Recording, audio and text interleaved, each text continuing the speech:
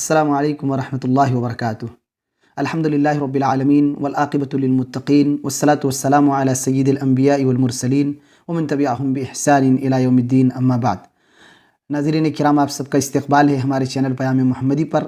تعارف و تبصرے کے سیریز کی اگلی نشست ہے، اور آج جس کتاب کا ہم نے انتخاب کیا ہے وہ عربی زبان میں ہے، لیکن کتاب انتہائی مختصر ہونے کے ساتھ ساتھ بہت ہی جامع ہے، بہت ہی مفید ہے، اور جو ابھی ماحول ہے اس ماحول کے اعتبار سے اس کتاب کا مطالعہ نہایت ہی ناگزیر ہے۔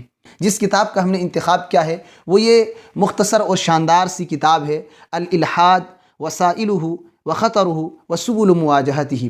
یہ الحاد سے متعلق کتاب ہے، اور اس کتاب کے مؤلف شیخ صالح السندی حفظہ اللہ ہیں، جو جامعہ اسلامیہ میں عقیدے کے اساتذہ میں ماہر اساتذہ میں شمار کیے جاتے ہیں۔ بڑی عظیم شخصیت ہیں، بڑی گہری بصیرت کے مالک ہیں، اور اللہ رب العالمین نے اس فن میں کافی کچھ آپ کو نوازا ہے۔ جگہ جگہ مدینہ میں، مسجد مدینہ کی مساجد میں آپ کے دروس ہوتے رہا کرتے ہیں، اور یہ کتاب بھی اصلاً جامعہ اسلامیہ میں آج سے تقریباً 13 سال قبل ایک محاضرہ پیش کیا گیا تھا۔ شیخ نے ایک محاضرہ پیش کیا تھا اسی عنوان پر، اسی کو اس کی افادیت اور اہمیت کو سامنے رکھتے ہوئے اس کی کتابی شکل میں بعد میں شائع کیا گیا۔ تو یہ عربی کتاب ہے، صرف 80 صفحات پر مشتمل ہے۔ الحمدللہ ابھی 2-3 روز قبل اس کے مطالعے سے فارغ ہوا ہوں۔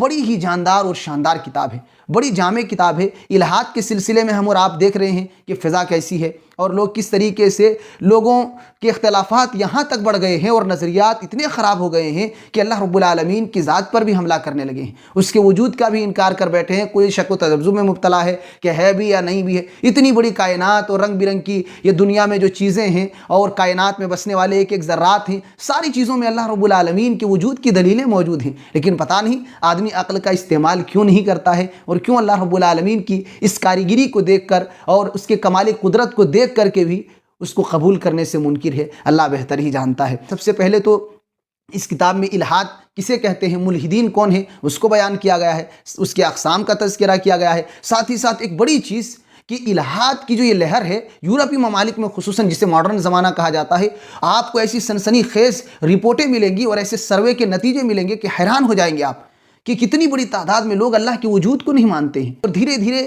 یہ جو بیماری ہے یہ سرایت کرتی جا رہی ہے، اور یہ وبا مسلمانوں میں بھی اور اسلامی دنیا میں بھی 19ویں صدی میں خاص طور پر کہ یہ بیماری پوری اسلامی ممالک میں بھی پھیلتی جا رہی ہے۔ تو یہ چیزیں بھی اس کتاب میں ذکر کی گئی ہیں۔ اس کے ساتھ ساتھ کہ یہ جو وبا پھیل رہی ہے، یہ جو الحاد ہے جو معاشرے میں ہم دیکھ رہے ہیں، تو اس کے اسباب کیا ہیں، کیوں لوگ ملحد ہو جا رہے ہیں، بے دین ہو جا رہے ہیں اور اللہ تعالیٰ کے انکار پر تلے ہوئے ہیں، تو اس کے اس وجوہات کا بھی تذکرہ کیا گیا ہے، اس کے تدارک کی کوشش کی گئی ہے کہ آخر ایسا کیوں ہوتا ہے۔ ساتھ ہی ساتھ اس کتاب میں ایک اور بڑی چیز وہ یہ ہے کہ جو ملحدین ہیں، آخر ان کی یہ جو عمارت ہے وہ بنیاد کس پر رکھتے ہیں اس عمارت کی۔ یہ الحاد جو یہ سوچ، یہ فکر ہے، تو اس کے پیچھے اگر وہ دیکھیں گے کہ کس چیز کو وہ قابل اعتماد مانتے ہیں اور کس پر اپنی سوچ اور فکر کی بنیاد رکھتے ہیں، تو آپ کو نتیجتاً پتہ چلے گا کہ 2 ہی چیز ہے، ایک تو فلسفہ ہے اور دوسری چیز سائنس ہے۔ انہی دونوں چیزوں پر وہ اپنی پوری اس نظریے کی جو بنیاد ہے اور پورے اس نظریے کی جو بنیاد ہے وہ انہی 2 چیزوں پر رکھتے ہیں۔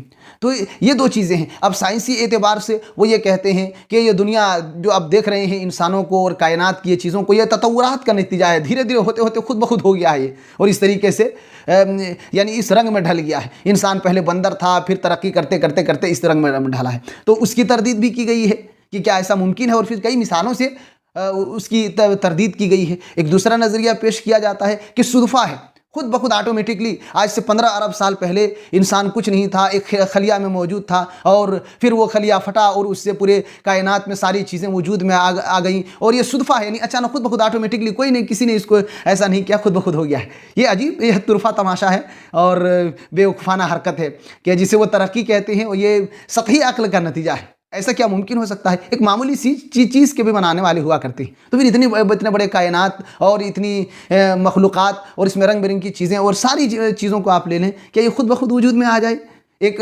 پھٹنے سے اور ایک دھماکے سے؟